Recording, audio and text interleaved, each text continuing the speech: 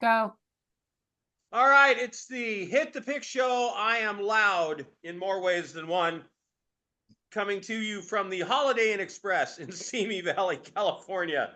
So glad to be here. Joining us here tonight, today, whenever you're watching the show, David Delano, great handicapper, handicaps all sports, all over it, and a guy who was on a tremendous NFL run, Tom Macrina, aka WryCape, joining us as well. How are you, David?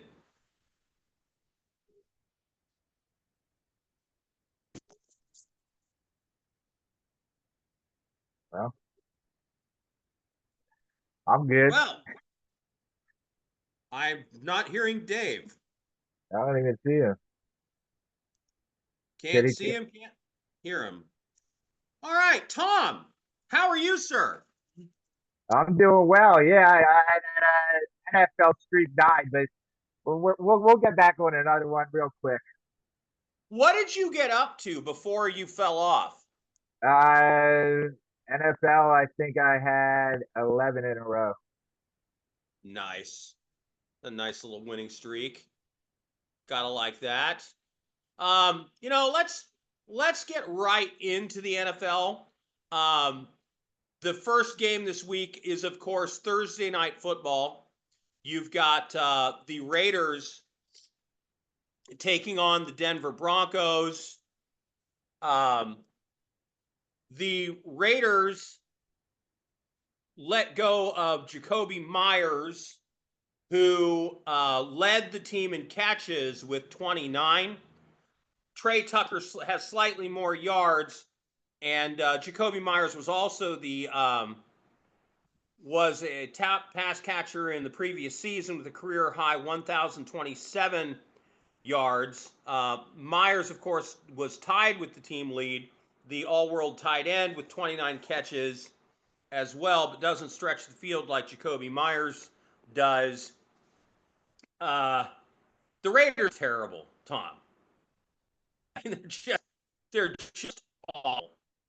And they traded away their best receiver. They really don't have anybody else on that team that's even decent as a threat as receiver. And when I say receiver, I am not including Michael Mayer. Obviously, he is a tight end. I think Ashton Jeanty was a mistake. I haven't seen anything out of him that there any reason can be competitive in this game with the Denver Broncos on a short week, Mile High. Yeah, Raiders, they don't have a run game either, so I don't know how they're going to score, but this is a weird one. 9.5 is a lot of points. I think for me, it's either the Raiders or nothing. Other than the Cowboys, the Broncos really haven't blown anybody out. They've had a lot of close games with a lot of really bad teams. The under looks pretty good here too. What's that under number? 42.5. Well, if the Raiders score like 7 or 10, that number looks pretty good to me. The question is, will they score that low? Yeah, so yeah, I'm thinking something like 20-13 game, something like that. Yeah. I think that 9.5 is way overinflated for a Denver team that really doesn't blow anybody out. Where did that number start? I think it was at 10 at some point. Yeah, 10.5. It opened at 10.5 and has gone down? Correct. It looks like the Sharps are on the Raiders and the Broncos have the public money. All right. So as we look at the Raiders and scoring, man, they're all over the place. In their last 4 games, they scored 29 in the loss to the Jaguars. They beat the Titans 20-10. They scored 0 points against Kansas City the week before that. They scored 6 against the Colts. 24 against the Bears, 24 against the Commanders, 9 against the Chargers. And of course, they won week 1 at the Patriots when the Patriots were still finding their way. I would say that this, playing against this Denver defense, the Raiders are a lot more close to scoring 9 or 6 or 0 than they are to scoring 29. I like this game to be very similar to the Chargers game, which ended up 20-9.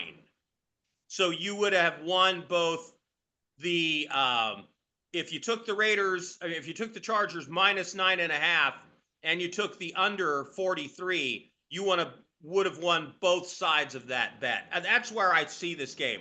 The Raiders are terrible, short week. They can't run the ball. Now they get rid of their leading pass catcher. That's got to be deflating for the team. I don't think anybody's buying into what Pete Carroll is selling. The quarterback is awful. Geno Smith has regressed to being a turnover machine. And the only thing that defense has is Max Crosby. And man, if I was Max Crosby, I would want the hell off that team. But let's bring in David. David, your thoughts on this Thursday night NFL game? Okay, we'll go back to Tom. David keeps popping in and out, and I'm not sure if he's here or not. He's muted. He's here. There's Scott. Let's go to him. Scott, Thursday night football. Well, the interesting thing about this Raiders team is, yeah, they've played some close games, but they've all been at home, with the exception of that week 1 win when they went to New England and beat the Patriots. But everything else they've done on the road, they played the Commanders, the Colts, and the Chiefs. Commanders win by 17, Colts win by 34, Chiefs win by 31. So they have been non-competitive on the road since the first week in September. I am with Tom. I do like the under. I do think the under is the play here. I'm not impressed with Bo Nix. We talk about quarterback regression. The sophomore jinx is a real deal with Bo Nix and this Denver offense, but the Denver defense, they are the real deal. And I think the Raiders are going to have a difficult time getting to double digits in this one. I think 10 is their ceiling. So I think that leaves plenty of room to eat as far as the under 42 goes. And I'm probably not quite as reluctant to pull the trigger on Denver 9.5. I'm the opposite of Tom. For me, it's Denver laying the 9.5 or pass. Yeah, that's where I'm at. I think I'm going to play this both ways. I'm going to go under, and I'm going to go Denver minus 9.5 in this one. All right. Any Thursday night or Friday night college football plays for anybody? But I do like I like Brock Bauer props for the Thursday night game. He's really the only option they have of offense at all. And he came back last week against Jacksonville. They scored a lot of points. Yep. Okay. David, are you unmuted? Yeah. Okay. Sorry about that. I couldn't hear anybody, but I can hear everybody now. All right. So Thursday night football, the consensus seems to be definitely on the under. We're all split on whether to go Denver minus 9.5, which is where me and Scott are, or Raiders plus 9.5, which is where Tom is. Yeah, I'd have to go Denver, and I haven't been big on this Denver team this season, but at the end of the day, they're 7-2. They keep winning, undefeated at home.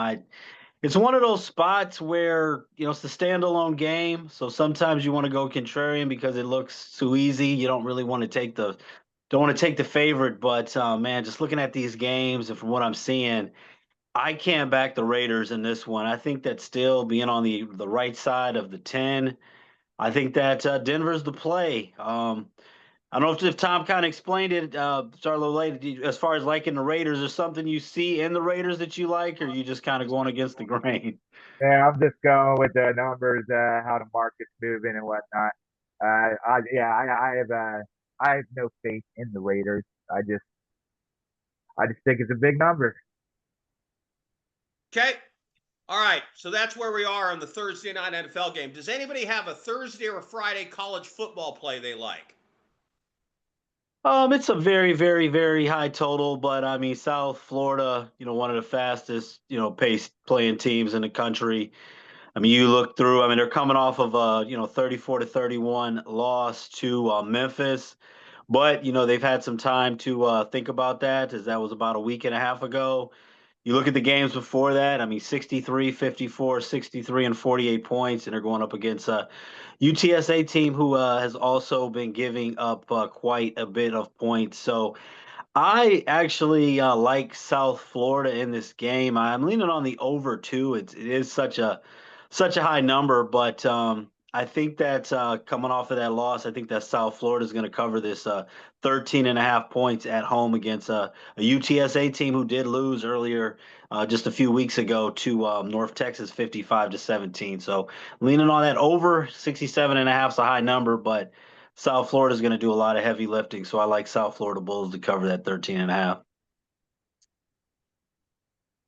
Anybody got a contrary opinion? I man, I want to like UTSA in that spot, but they have this bad habit of just playing just terrible football about one out of every three games. They didn't look competitive against North Texas. They lost to a better than they usually are Temple team 27-21 a couple weeks before that. So as much as I'm tempted by taking the Roadrunners there on the road against South Florida, for me it's Bulls or bust. All right. Let's move to the Saturday college football slate. What jumps out at you, Scott? I was gonna give you one real quick here. All On Friday night, I do like Houston to snap back against UCF playing a short number. I know they're based on that number. I'm assuming they're still going to be without Dean Connors running the football, and they didn't look good last week at all when they went against West Virginia. And I know that's playing into everybody's betting on this game, but I think this is a bad Central Florida team, and I do think Houston snaps back. I'll lay the short number there at 1.5 on Friday night. All right. Looking ahead to the Saturday college football slate. Some big games for sure. David, what are you looking at? I see another one that's a little bit of a big number, but so far, going contrarian with some dogs hasn't been working the best for me. So I do like Indiana. Indiana now next for the next back-to-back seasons has just been a team that continues to cover big numbers. Penn State, I mean, 14 and a half, it's telling you something. They're on the road at Penn State. In this era now with the transfer portal, I mean, when Drew Allard went down for the season, Penn State really didn't have a backup quarterback option that they expected to play. They probably, after Allard, were going to go into the portal and get someone else. So, you got a kid who just really, I don't see how they move the ball. They played their hearts out against Ohio State last week, still lost by 24 points. Indiana can score. That Penn State defense, I mean, they're tough, but they're going to be on the field way too long. We've seen Cignetti is not afraid to beat people bad. Indiana's still looking for respect. They're number 2, not number 1 yet. I think that the Hoosiers are going to win this game pretty convincingly. So I like Indiana minus the 14 and a half against Penn State. Okay. Tom, any plays on Saturday you like as much as David likes that one? So yeah, I like the last game of the night, San Diego State versus Hawaii. Uh, San Diego State, they're number 1 in the Mountain West Conference. Good thing. They're built on their defense. They have one of the best defenses in the league. Hawaii, defensively, they're good at home. I think I like the under in this one. So the degenerate gambler special, the last game Absolutely. of the night, when the sports book is emptied out and you're trying to scrounge up one last winner, Scott. Any thoughts on that game? Yeah, whatever you lost, that's what you put on that game. That's the way it works. However much you're down on Saturday, you put it all on the Hawaii game, and you walk away happy all the time. No, I'm looking at one of the first games of the Saturday, and that's going to be BYU at Texas Tech. Texas Tech laying 10.5 here against an undefeated BYU team, and I just don't get it. This is a team that beat a ranked Utah team. They went into Ames last week and beat Iowa State by 2 touchdowns. I'm riding with the Mormons in this one against Texas Tech. I think this is a good Texas Tech team. I don't think they're as great as we thought they were early in the season. Kansas State competed with them for most of the first half last week before the wheels fell off. I think BYU is in a good position there with Bear Bachmeier, my favorite name to say, Bear Bachmeier, against Texas Tech. I like this. I like this BYU team. Now, I will say this: I haven't dug into this. I got to see if there's an injury. That number seems artificially high to me. So if anybody knows of an injury for BYU that I'm not accounting for, now's the time to speak your piece before I start throwing money at it. I'm not Nope. aware of one, but I've noticed BYU has seemed a little disrespected. I did fade. I did go against Texas Tech last week and fell short in that Kansas State game. But if you watch the Kansas State beat themselves a little bit Absolutely. with some turnovers, and I don't want to take too much time. One other thing I know that Tom mentioned that Hawaii game, just to kind of throw out there. It's interesting. San Diego State 7-1. Their head coach is Sean Lewis, who coached prime Deion Sanders. He got rid of a couple years ago. That he wanted a more pro style offense for his son, but Colorado right now really struggling, and Sean Lewis thriving at San Diego State. Yeah. Yeah, that San Diego State is a completely under the radar team because they play so late. They don't get a lot of national coverage. That's a good football team. They've got their defense Mhm. cooking, and they've got a little more offense than they usually do. I like that Aztecs team. Yeah, they could And run it's the ball. not, yeah, and something that people don't, I think, take into account enough for BYU is a lot of their players are a couple years older than the other Absolutely. kids in college They've because been on they their go mission. on, yeah, Yep. they go on their Mormon mission when they're 18. They don't start college till they're 20 years old. So they're a freshman, they're 20, they're a senior, they're 24. 23, 24 years old. So they're bigger, stronger, and they just a very tough team to beat. And David's right. They're seriously getting disrespected, in my opinion. Yeah, I mean, you don't see a lot of undefeated teams that are 8-0 that are 10.5 point underdogs. To not a top cheer. If you see, Ohio State or somebody like that, you go, well, okay, maybe. But playing against Texas Tech, a team who, again, was really strong early against some bad teams. They're beating up on Kent State, Arkansas, Pine Bluff, that kind of thing. They did have a good game against Utah. They took care of business against Houston and Kansas, but that loss against Arizona State, I think, was very telling. And again, they were competitive with Kansas State was competitive with them for the first half until they stopped deciding they wanted to hang on to the ball. So yeah, I'll take double digits with BYU there all day long. All right, so just a quick diversion from the betting for just a moment. Anybody have any thoughts on the initial college football playoff rankings? I know I'm pretty happy with it. Notre Dame with 2 losses still coming in at number 10. Hey, as an Irish fan, I'm good. Anybody else have any thoughts? David? Um, I don't have an issue with it. I think that Notre Dame does deserve to be in there, especially when you look at the losses that they had, even though I know Miami is in a little bit of struggles. But early on in the season, that wasn't a bad loss. You were on the road overall. And it's interesting though, even with BYU to be positioned where they are for the playoffs, the 10.5 point underdog when you've got, according to the college football playoff rankings, I mean, you've got them one spot higher than than Texas Texas Tech, Tech. yeah. Texas, I guess, being number 11.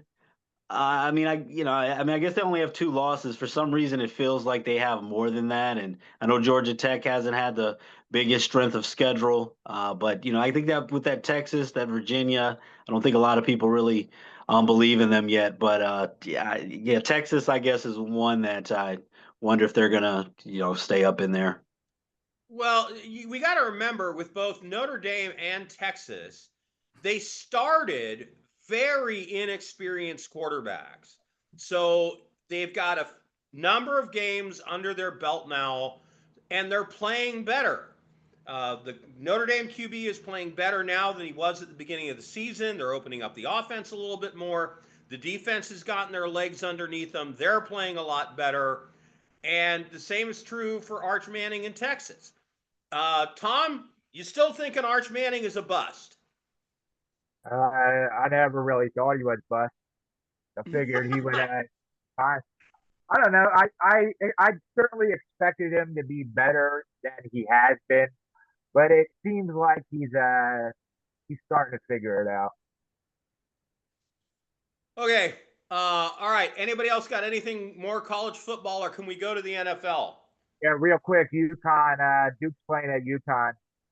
I like UConn plus 9.5. I don't know. I like their offense. Their quarterback, guy nobody talks about. I can't even remember his name, but he's really good. They have a run game. I just think it's too much points. So I like UConn. UConn has done well for me the past couple of years. So their quarterback is having a hell of a year. Yeah. Nobody talks about him. I don't even know his name. I know his name.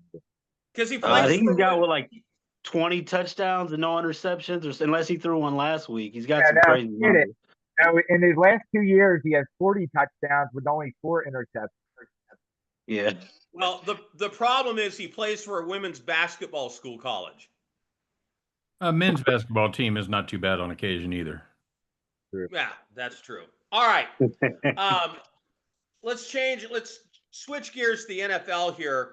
So one of the more surprising outcomes from last week was the Indianapolis Colts just getting blown out by Pittsburgh. They turned the ball over 6 times. Danny Dimes looked like Danny Dimes with the New York Giants. He didn't look like the Danny Dimes with the Indianapolis Colts. But now they get to go home and face a Falcons team that hasn't looked great. And I just want to go Actually, over. It's going to be in Berlin. It's but it's considered a home game for the Colts. Yeah. It's an international game. Considered a home game for the Colts, but it's not really a home game for either team.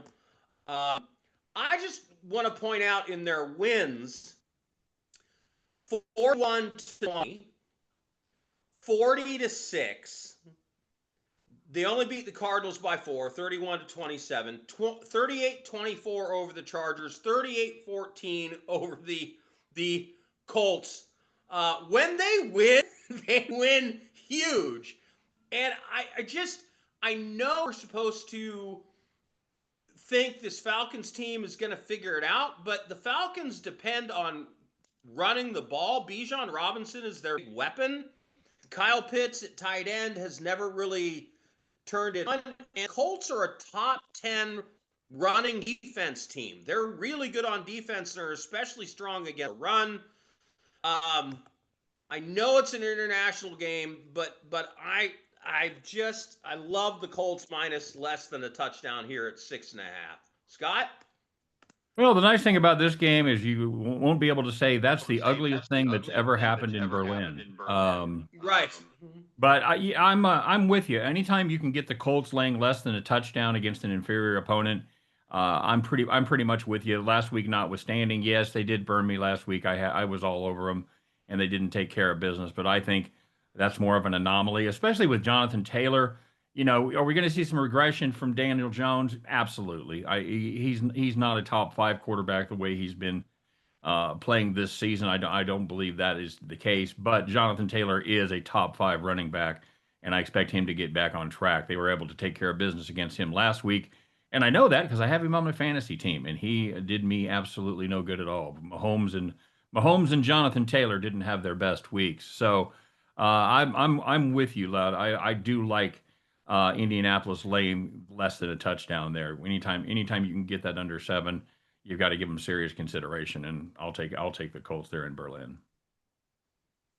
Some trade deadline news affecting teams, and I'm liking the opportunity to take the teams playing against them. The Browns were plus 2.5 against the Jets when that line opened. Now, given what's happened, they give away Sauce Gardner, they give away Quentin Allen. It's clear that the Jets are now in the we're going to burn this down to the studs move. It's a fire sale. They're acquiring draft capital. They get the Browns coming in, who have a monstrous defense. The Jets' defense has just gotten a lot worse. Browns -2.5. David, I know you love you some Browns. Are you brave enough to take them against the Jets? Yeah, I don't really love betting on them, but I do think that this is a good spot for the Browns. Coming off of the bye, so many people calling for Shador, Kevin Stefanski. They really want to work with Dylan Gabriel. So that's why he's starting this game. And I think that this will be the game that, the Browns, he buys a little bit more time. So I think that the Browns are going to get it done against the Jets. That's my prediction. And then I think they're going to go back the next week against the Ravens at home, get destroyed. I'll probably get booed at their own stadium. And then Shador will be starting against the Raiders. But they will take care of business this Sunday against the Jets. Tom, your thoughts on the Brownies and the Jets? Sure, I'll give thoughts on both of those games. The Falcons game, I actually like the Falcons. You never know when the Falcons are going to show up, but that bad performance by the Colts, I think it comes in. I think it goes into Berlin, and what the Falcons do have is a good defense. So I don't think that the Colts are going to run all over this team. 1 minute. The Browns, what? 1 minute. 1 minute. Oh, the Browns. Yeah, I like the Browns. Jets don't really have a defense. They didn't have a defense before. It's even worse. I think Dylan Gabriel is going to be able to do whatever he wants. Take the Browns. I like the under too, because I don't know how this Jets team is going to score. Browns are on the road. I don't know how they're going to score. All right, lightning round. I'm taking anybody against the Saints. The Saints are another team that just gave away 2 of their best pieces. They're in the total burn it down to the studs and start over mode. I know the Panthers aren't great, but I'm not afraid of laying 5.5 in Carolina. The Saints are god awful and getting worse. Lightning round, Scott. Give me your best bet NFL this weekend. Panthers have the same record as the Chiefs, by the way. Mm-hmm. So just saying. I like this Baltimore team. I think they're surging. They're laying 4.5 at Minnesota. JJ McCarthy, fine. Baltimore playing at an elite level right now. I think they're back. Give me Baltimore -4.5. David, quick best bet. Monday Night Football. I know Tom can't say it, man. I'm going to go with the Eagles. Defending world champs as the dog at Green Bay. I know Green Bay's coming off a loss, but I'm rolling with Fly Eagles Fly it is. Fly How Eagles. does that team keep getting great players at the trade deadline? I don't understand. Do they have a higher salary cap than everybody else? How do they do that, Tom? I mean, these guys really don't go against the cap space. They don't have to worry about it. Or most of them are rentals. But yeah, next season, if we don't need them anywhere, Howie Roseman will cut them. All right, that's Hit the Pick for this week. Hit the Pick show, everybody. These guys are great handicappers, and I'm proud to be with them. Thanks for listening, everybody. Until next week.